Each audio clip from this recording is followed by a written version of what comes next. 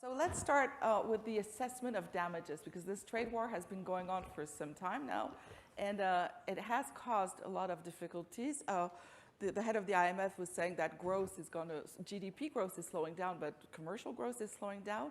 So, Mr. Mark, what do you see as the first damages of this trade war already? And we'll go back to the reasons afterwards. Yes, the damages are, at the beginning, it looks like very insignificant. Mm-hmm.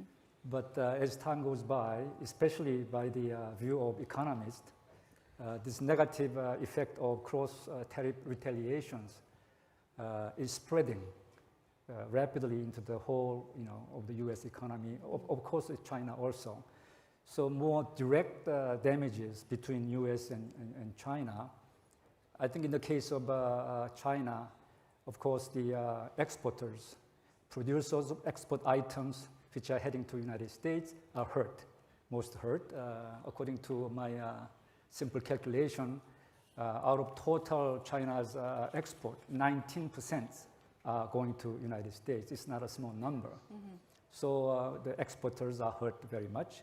These exporters include not only Chinese, but also other foreign companies too. In the case of United States, as Marcus pointed out, of course, the consumers and the users of goods imported from China, mm-hmm. and also U.S. farmers who are exporting agricultural product to China. Soy, yeah. So in terms of some small numbers, out of total U.S. imports, 22%, almost 22% are coming from China. It's a big number. So mm-hmm. that's why I'm saying consumers and producers are hurting. And also the farmers, I think I heard also 17% of total agricultural export of U.S. is going to China. So overall, these two countries are, we know that clearly they are hurting, and these days many researchers are analyzing more specific results. And the Korea, for example, Korea, Dr. Sagong mentioned this morning, but China and United States as Korea's #1 and #2 trading partner. So Korea is caught by these two big giants. And according to the WTO reports, for first 7 months from January to July this year, Korea's export reduced by almost 9%, 8.6%, something like that. Mm-hmm.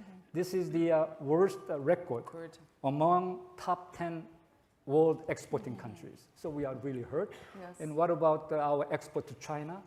Similar period, we lost almost 17% reduction compared to the same period of previous year. So Korea is really hurt. And also, if you look at the details, mostly the parts and components and equipment producers who are exporting to China, they are really hurt because our exports, out of our export, almost 79% are those kind of items. So I can give you some example of damages. Yeah, that's pretty impressive figures.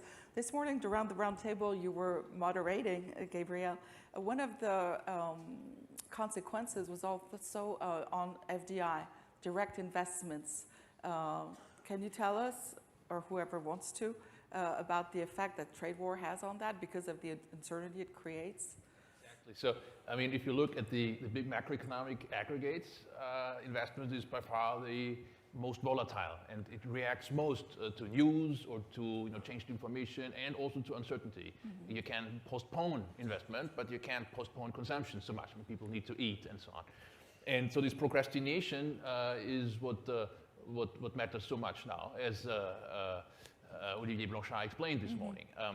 That if you look at Korea, another striking feature of the Korean economy right now is how much investment is suffering. So it's been negative for the last quarters, I think 3-4 quarters already.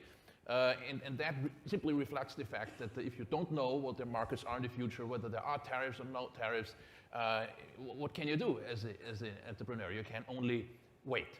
Mm-hmm. What you can also do, and that's the counter argument, and that is valid, for example, for the United States, is say if there is a large net importing market like the United States, and you face, as an exporter from Europe, you face uncertainty about the market access conditions, about the tariffs, mm-hmm. then the only hedge you have is actually to produce more in the United States. And if you talk to the German car manufacturers, what do they do? What do they do is that, well, We need to restructure our operations in the United So States. it's relocation of factories? Yes, but they don't invest more because they traditionally also produced their SUVs in Spartanburg, let's say, for the Chinese market, and that market is going down, so it's going closed off. So there is two things. So there is procrastination, and then there is investment redirection into large markets where you can hedge, where you can use investment as a hedge. And so in some theoretically, the effect on investment is ambiguous. But if you go through simple models, the direct effect, so the effect on the procrastination effect is much larger. So it's not good for investment. Marcus, you want to add something? Sure. So we know that since the United States initiated these tariff wars, the Treasury has collected about $35 or $36 billion in tariff revenue from the special protections. So that's a fact. We have economic models that are now coming out where people are trying to model the effects of this. And the results they're coming up with, while negative, are not particularly large. And there's reasons to believe that those models are underestimating the effects for two reasons. The first one is the one Olivier spoke about this morning, which is we have a really hard time capturing in our model fundamental policy uncertainty, and hence the impact on investment. So that we know. The second thing, which Olivier didn't mention, is supply chains. When Donald Trump was running for president in the summer of 2016, my institution did a project where we tried to model the trade policy proposals of the two major candidates. And in the case of Trump, we took his statements at face value, and we were trying to figure out how to model them. We ended up talking to some of our corporate supporters and had some really interesting conversations with them. And I'm not going to name the firm, but we had a conversation with one that went something like this. Okay, if Donald Trump puts a 30% tariff on Mexico, which is what he was threatening to do, and we estimate or we assess that it's not going to last more than 6 months, we'll just wait it out, and we'll lose X billion dollars a month. If it's going to last more than 6 months, then we have to get out of Mexico. Now, if we're going to shut down activities in Mexico, where are we going to start them again? And the corporate leadership found out they did not understand their own supply chains. To actually make their contingency plans, they had to drill down to the level of individual product line managers. And in the case of this firm, they decided, well, a lot of that production in Mexico would be moved to Singapore. Well, to make room in Singapore, we're going to have to move things out of Singapore. And some of that's going to go to China. Some of it was going to go to Central Europe, I think the Czech Republic. So you had a situation in which a threatened action against Mexico could end up with increased production in Czech Republic. There is no way any economist using a model and publicly available data is going to come up with that result. And so just we know this stuff is bad, but our models are not good at capturing some of the basic channels through which these types of policies operate. Okay, both Gabriel and then Karl. Yeah.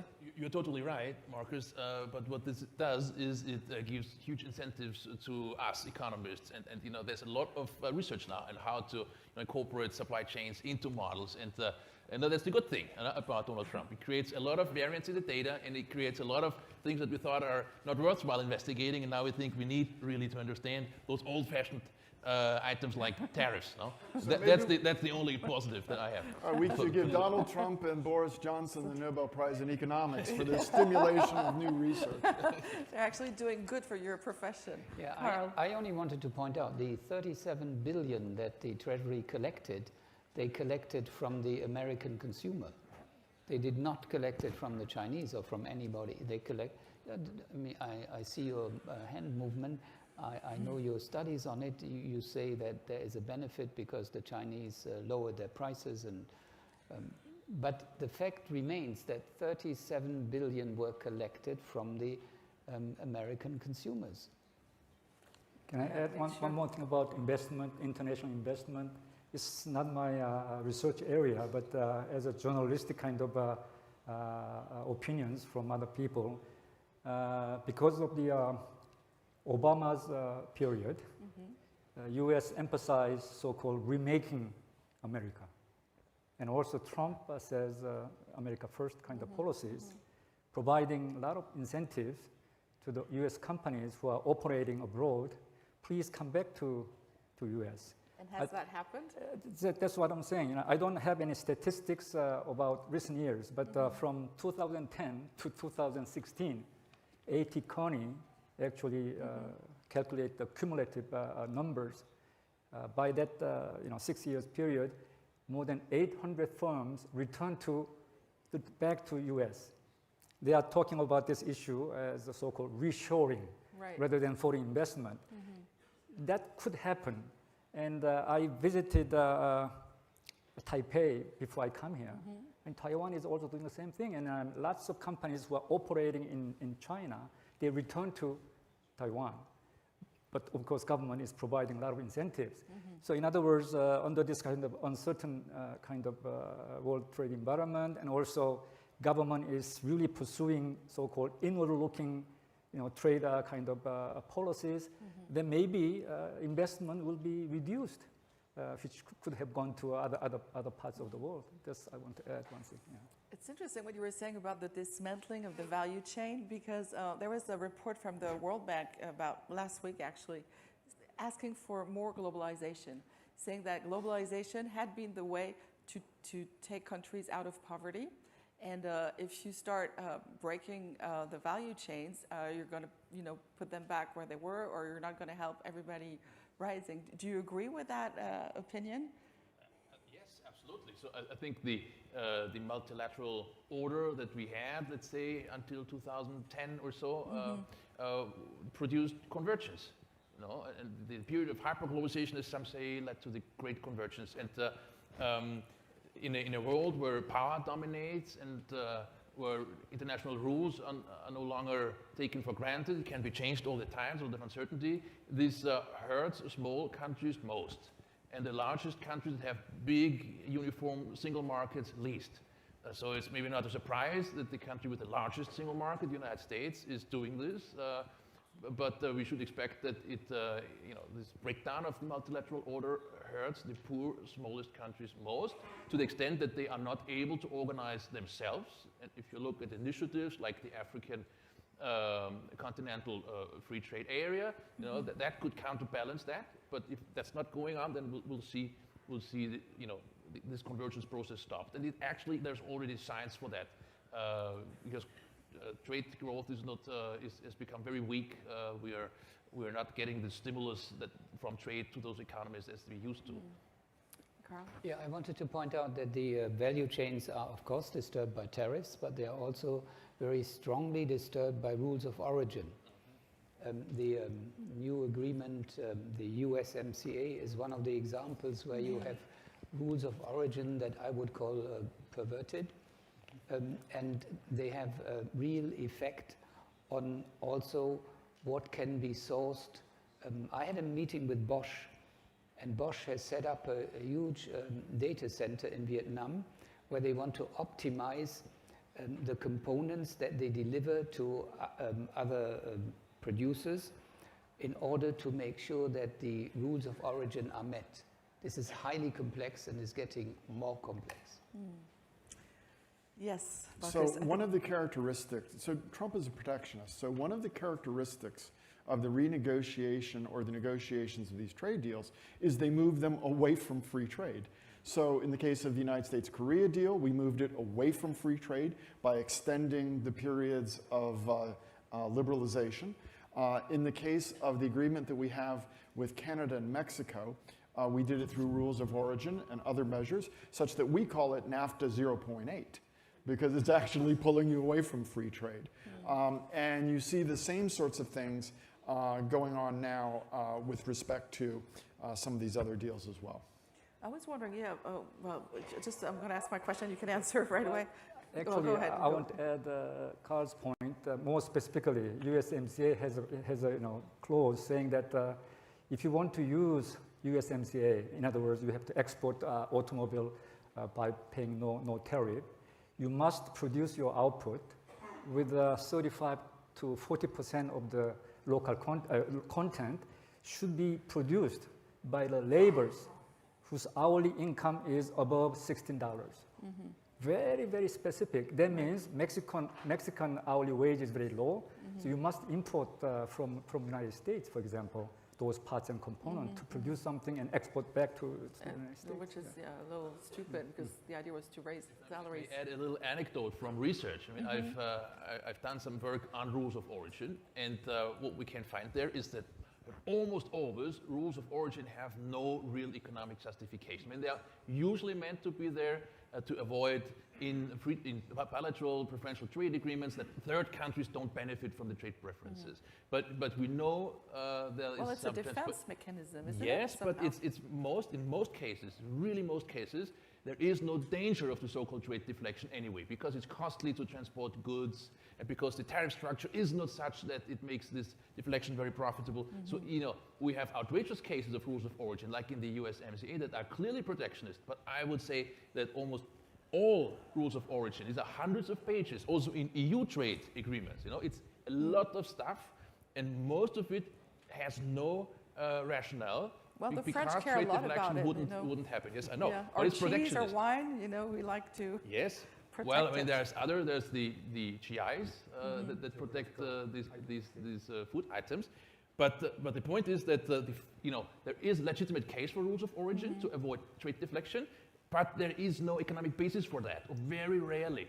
So what then remains is really just the protectionist